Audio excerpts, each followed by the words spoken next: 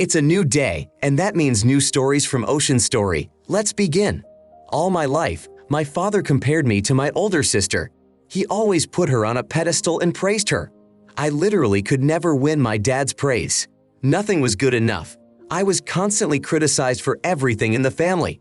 When I got engaged, everything changed. My dad was excited and wanted to be involved to help. My partner and I just wanted to elope, but my dad and mom said they would pay for a small wedding, just like they had paid for my sister's wedding once. I finally got the attention I craved from my dad, even if he judged me for every little thing. My sister made toxic comments all the time. I knew she wasn't used to being out of the spotlight, especially when it came to my dad and me. On the day I was preparing for a festive family evening, my sister said she had an announcement. She announced that after years of infertility, she was finally pregnant. Everyone was very happy and started congratulating her. It was as if my dad had forgotten about me. He didn't pay any attention to me for the rest of the evening, and my sister loved all the attention she was getting at that moment. I realized that this is important, that she finally got pregnant after 10 years.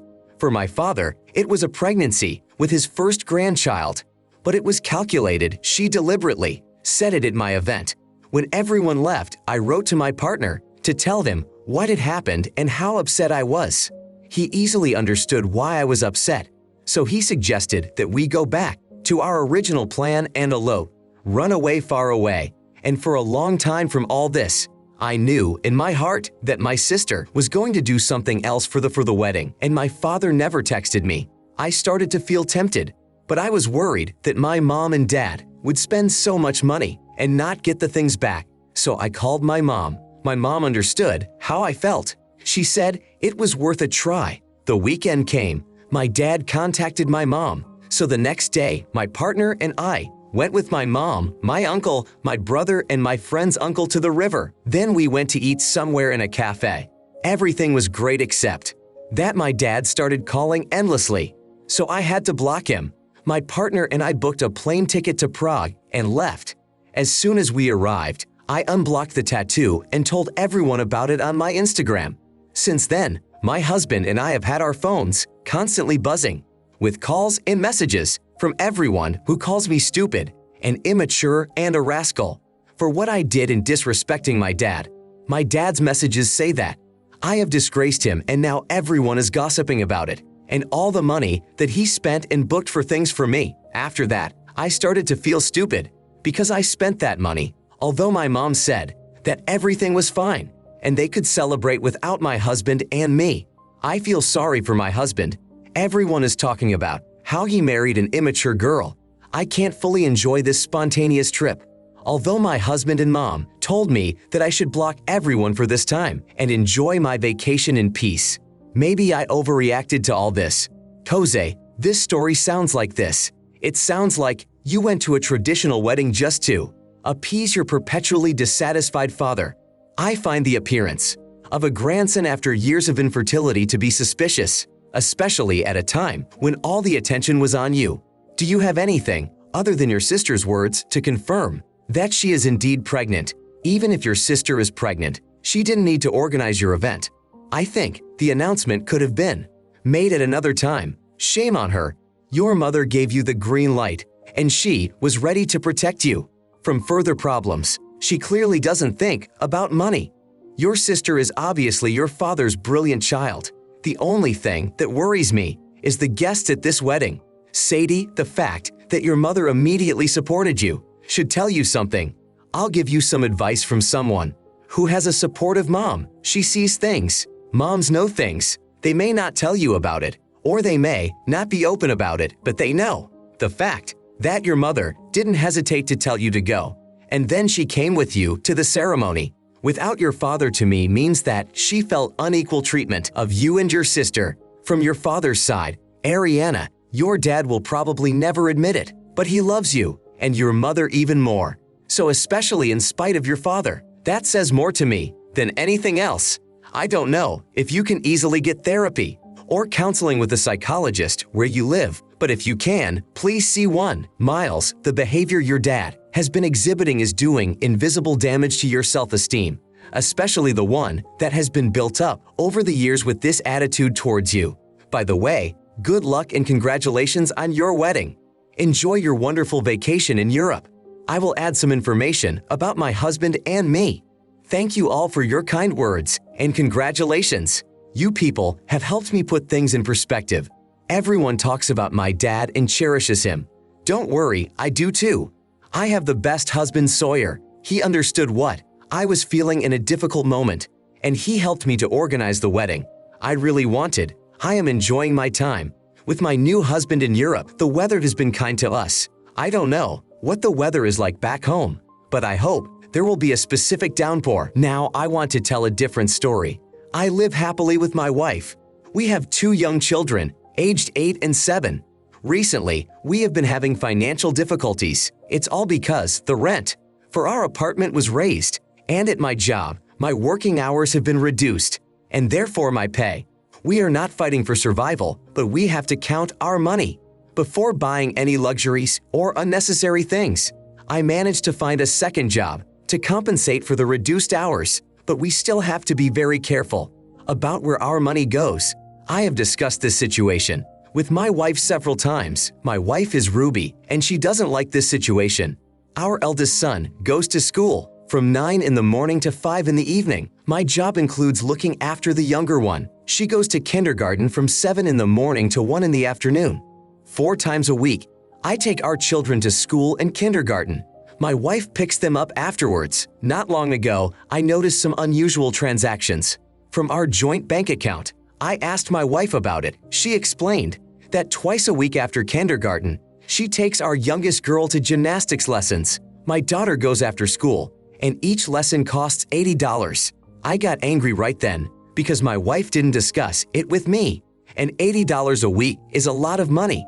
I asked her to stop taking my daughter to classes, at least while the money situation is so bad, because we can't afford it. But I suggested an alternative solution to look for cheaper classes for her daughter. Of course, preferably ones that both of our children would like. My wife protested and said that our youngest really likes gymnastics.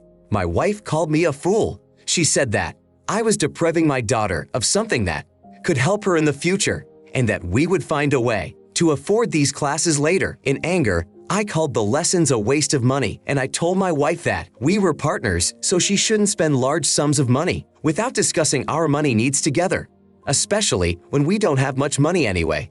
My wife started crying and said that what makes our child happy is not a waste of money. She went to our bedroom, she slammed the door hard, and that was the end of our conversation. Since then, my wife has hardly spoken to me. I don't even know how to talk to her anymore. Alexa, in these times, when the cost of living is rising, you need to look carefully at where your own or your family's money goes, and to have 4 days of childcare, which your wife doesn't even use when she goes to work. If I just sat there and used electricity, my head would boil from that. Gymnastics lessons and other additional activities. That's great, but you, the partners, and she are definitely not pulling their weight in this situation. Aben, I'm just trying to understand. What do gymnastics lessons even look like for such a young child? Madeline, my friend's kids went at that age and had a great time. It cost $10 per class, although $80 per class. That's a lot for this kind of activity. Jameson, your wife is stealing. Is this the case? Or does she put the change in her pocket too? Or does she spend it with her friends somewhere in a restaurant?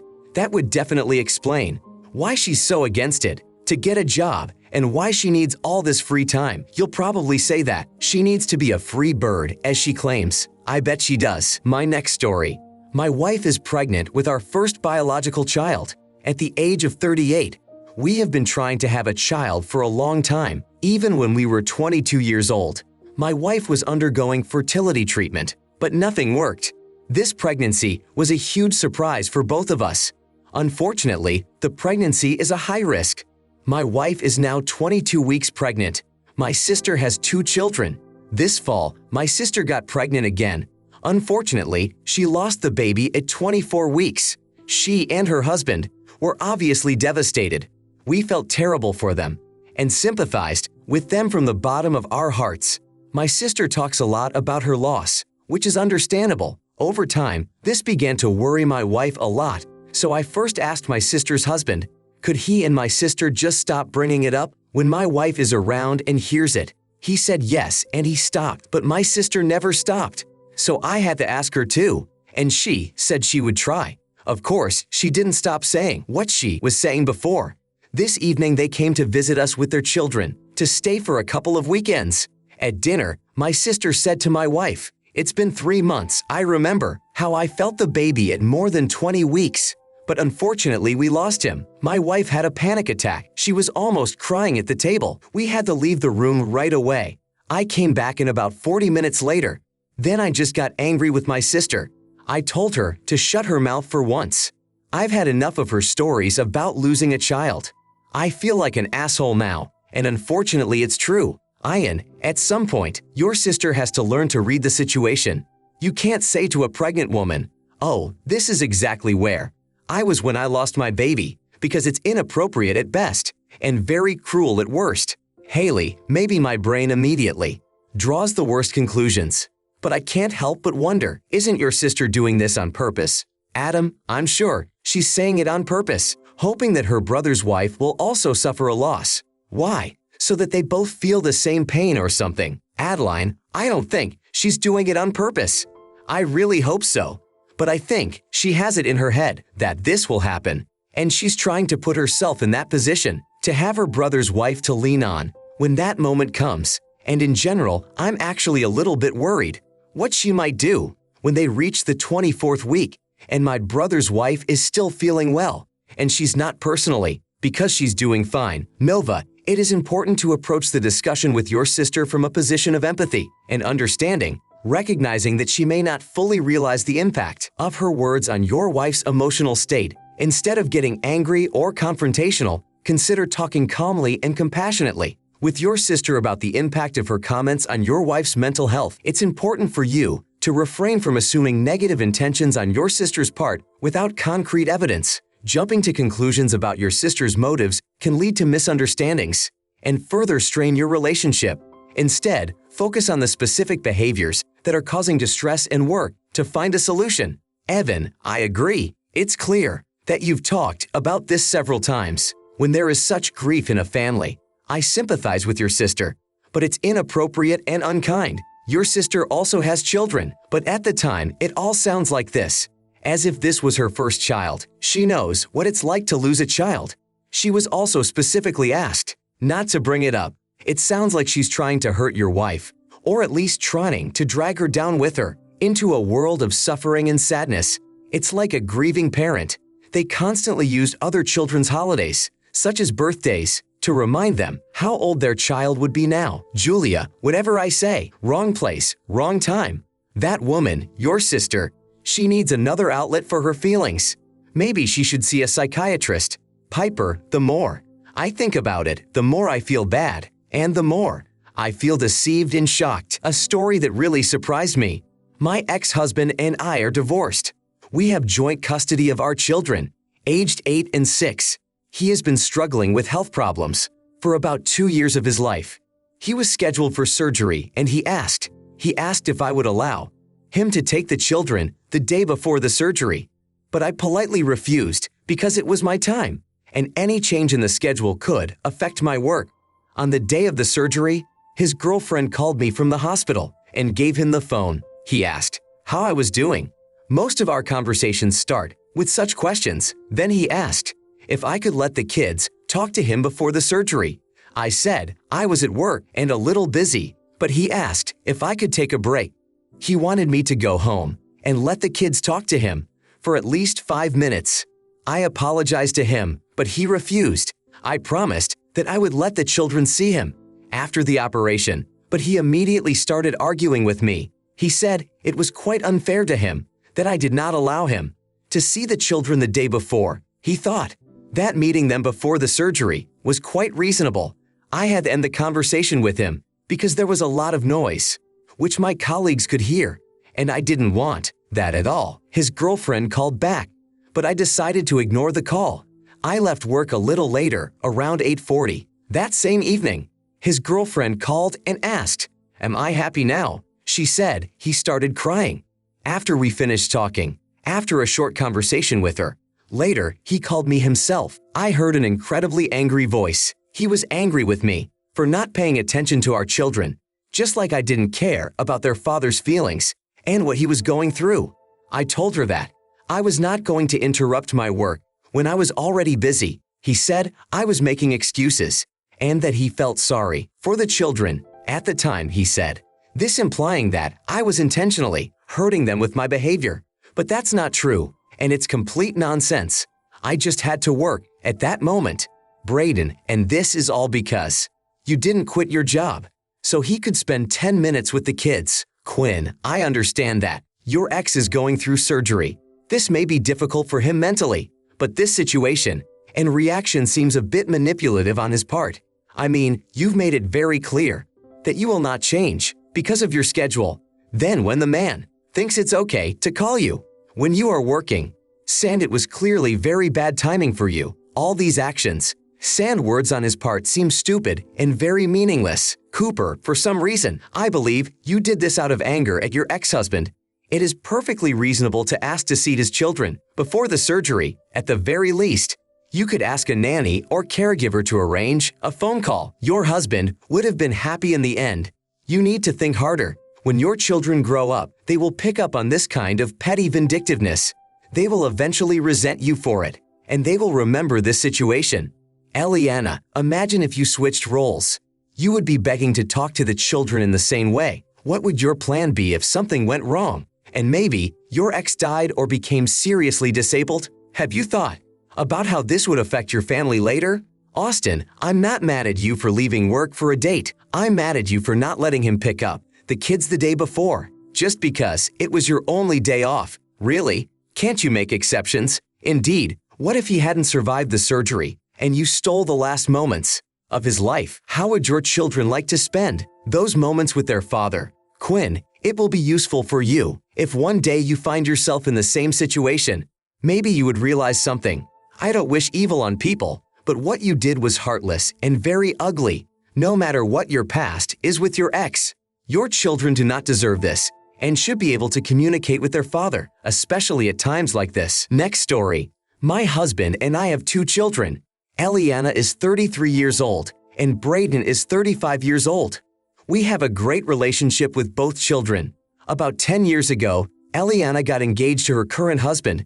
We helped them buy a house in our state, and the following year, in the fall, we paid for their wedding. Brayden has lived in several different cities and 2 states. He went to more than one college. He seems content to keep looking where he's happy, and I think that's great for him. About 8 years ago, various plots of land came up for sale in our neighborhood. We asked Brayden which one he would like. My son thanked us for the offer, but he said he hadn't decided where he wanted to live and that we shouldn't buy land for him. Sometime after the conversation with him, we bought a plot of land next to us. We told him about it. He thanked us again, but never used the land. We can recall what happened a little earlier. Before buying land for her son, Brayden approaches my dad and me, clearly nervous, and in a very modest voice she asks, could we help him with the down payment for a house in the city where he lives? He made it very clear to us that this was not impossible. Then we shouldn't even try. This then became the cause of an argument between me and my wife. I would have loved to help my son, but to be honest, we are in completely different financial circumstances now than we were at the time of his request. We hope to retire soon and don't have a lot of extra money. My wife thinks that Brayden is asking for a lot and that we are clearly helping one child much more than the other. After all, my daughter's wedding cost $18,000, and the house for our son will obviously cost hundreds of thousands. She thinks we should donate everything we have saved up to help Brayden. To be clear, we have been helping our son financially for many years. We helped with rent when he moved, with furniture, appliances, and much more. Of course, this is not the same thing, but I want it to be clear that we are involved in both children's lives, and we try to help them equally. I also know that Brayden would be uncomfortable if he knew that our contributions to his house affect his mom and dad's retirement. I'm sure that if we talk openly from time to time with our son about the difference in our financial circumstances, he will definitely understand. Now my wife wants to sell the land. We have had it for a long time in our neighborhood. To give money to our son, I really do not want to do this. There are several important reasons for this, including because I think my son will regret it in the future, because he mentioned several times during the whole year that he wants to come back home when he gets older. Land prices here have increased significantly in a few months. To be honest, no one in our family could ever afford to buy a house here. Not now, not in the future, not ever. Of course, everything looks so-so. The fact that we paid tens of thousands for our daughter's wedding, and we couldn't even save a decent amount for a house, especially for our own son. So maybe for him, it might be somehow offensive and unpleasant. Even if you can't afford it now, it means that you probably couldn't afford it in the past. To give hundreds of thousands of dollars to just one son, back then you should have taken care that you had the same amount for your other child, that everything was fair and no one was offended. Valentina, you and your wife ignored your son's words that he didn't need the land and bought it anyway.